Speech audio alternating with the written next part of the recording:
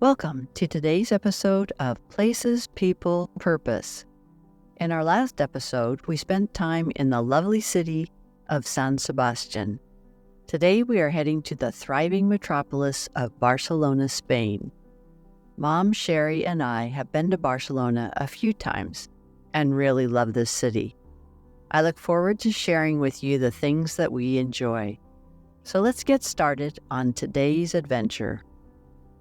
Situated on the northern coast of the Iberian Peninsula, Barcelona boasts a captivating history with ancient civilizations, medieval grandeur, and modern resilience. The founding of Barcelona can be traced back to the illustrious era of ancient Rome.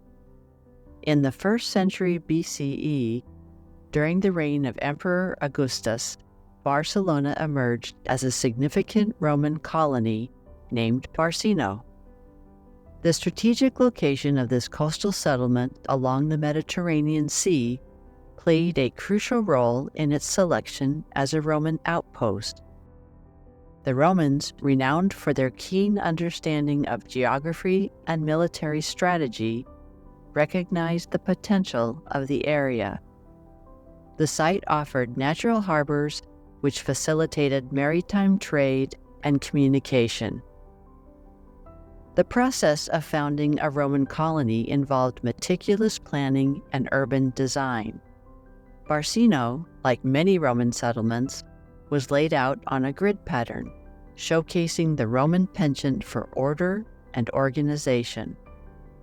The city streets were aligned with precision, intersecting at right angles and dividing the urban space into distinct blocks. One of the most enduring legacies of the Roman period in Barcelona is the remnants of its defensive walls. These fortifications not only protected the burgeoning colony, but also reflected the military prowess of the Roman Empire. Sections of these walls can still be seen in present-day Barcelona. The Gothic quarter is home to some of the most significant archaeological sites in Barcelona, including remnants of the Roman walls. The Romans also recognized the importance of religious expression and erected temples to honor their deities. The Temple of Augustus, which was dedicated to the first Roman emperor, stands as a testament to the religious and architectural influence of the Roman period in Barcelona.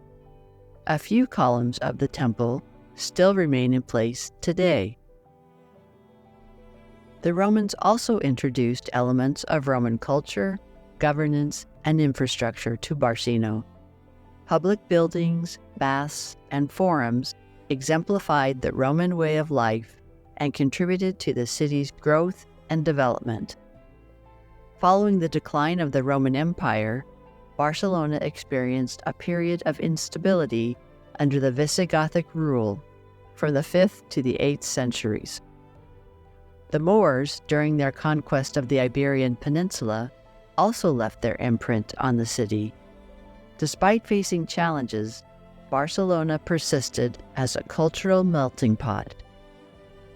The Franks, led by Charlemagne, conquered Barcelona in the 8th century, marking the beginning of the Christian Reconquista. The city became the capital of the County of Barcelona and played a pivotal role in the expansion of the Carolingian Empire.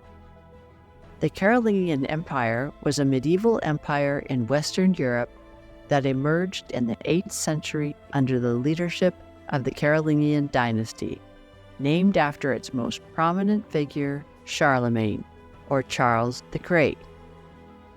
The Carolingian Empire is also known as the Frankish Empire because it originated from the Frankish kingdom. Charlemagne became king of the Franks in 768 and later king of the Lombards in 774. In 800, he was crowned emperor of the Romans by Pope Leo III. Charlemagne's reign is often considered a pivotal period in the history of Western Europe. Under Charlemagne's leadership, the Carolingian Empire expanded significantly through military conquests. Charlemagne sought to consolidate Christian rule and extend the borders of his realm. His campaigns included the conquest of Saxony, Lombardy, and parts of Spain. Charlemagne implemented a system of governance that divided the empire into administrative units called counties. Local rulers, known as counts, governed these regions on behalf of the emperor. The Carolingian Renaissance refers to a revival of learning, arts, and culture during the Carolingian Empire. Charlemagne and his court supported the preservation and copying of classic texts, the promotion of education, and the development of a distinctive Carolingian script. Monasteries became centers of learning and manuscript production. Despite efforts to maintain centralized control, the Carolingian Empire faced challenges in maintaining unity.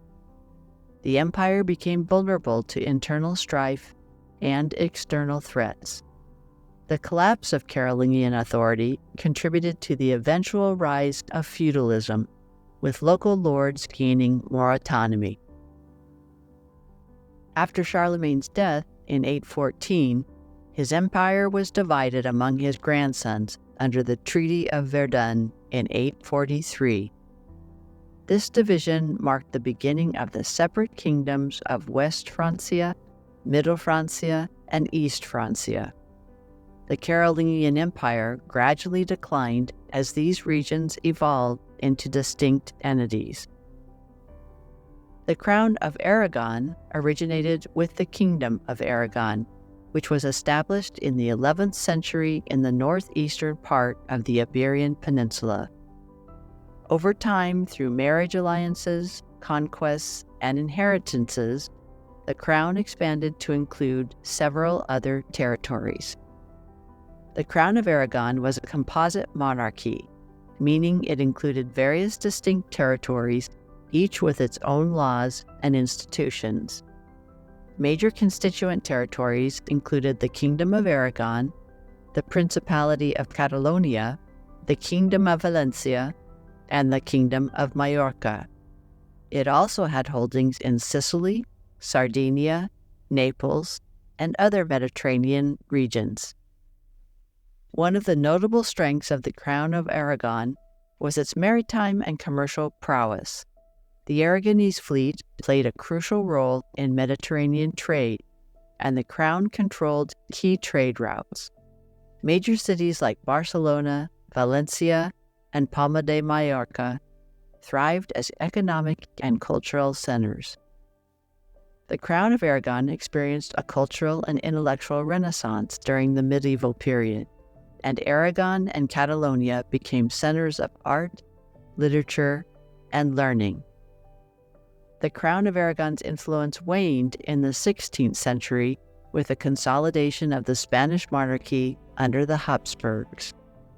The Nueva Planta decrees implemented by Philip V after the War of Spanish Succession in the early 18th century abolished the separate institutions of the Crown of Aragon, fully integrating it into the unified Kingdom of Spain.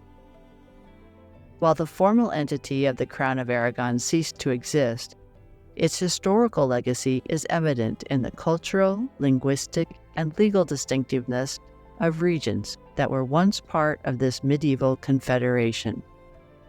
The Crown of Aragon played a significant role in shaping the history and identity of the Iberian Peninsula during the medieval and early modern periods. In 1700, Charles II of Spain, a member of the Habsburg dynasty, died without a direct heir. Charles II's will named Philip Duke of Anjou, the grandson of King Louis XIV of France, as his heir. This choice favored the Bourbon dynasty. His death triggered a succession crisis, as various European powers were concerned about the possibility of a single ruler controlling both the Spanish and Habsburg territories. The Grand Alliance was a coalition formed in 1701 to oppose the perceived threat of a unified Bourbon dynasty controlling both the Spanish and French thrones, which could upset the balance of power in Europe. The principal members of the Grand Alliance were England, the Dutch Republic, and the Holy Roman Empire. Later, various other European powers joined the alliance, including Portugal, Savoy, and the Habsburg monarchy. The War of the Spanish Succession saw military engagements across Europe. The war ended with a series of treaties, most notably the Treaty of Utrecht in 1713 and the Treaty of Rastatt in 1714.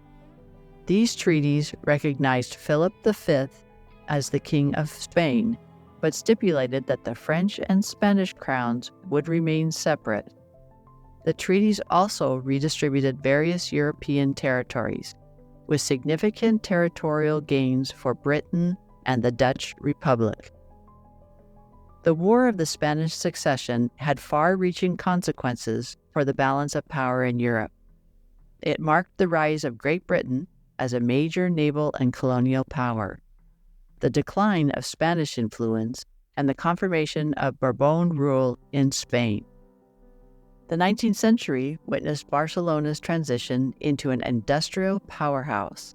Textile and manufacturing industries flourished, triggering significant population growth and urbanization.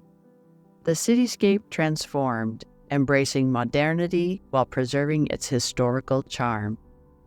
The 20th century brought both turmoil and triumph to Barcelona.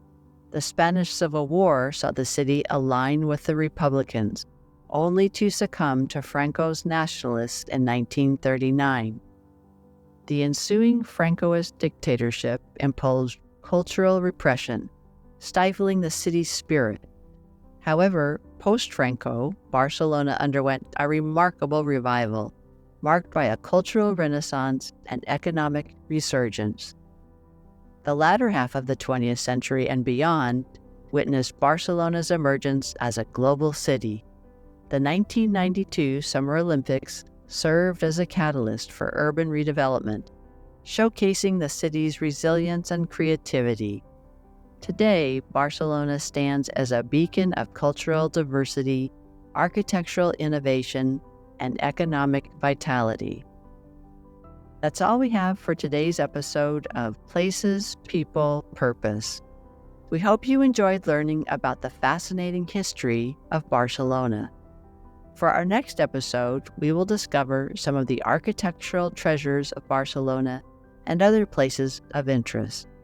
So please join us for our next episode of Places, People, Purpose, where we create connections to our world.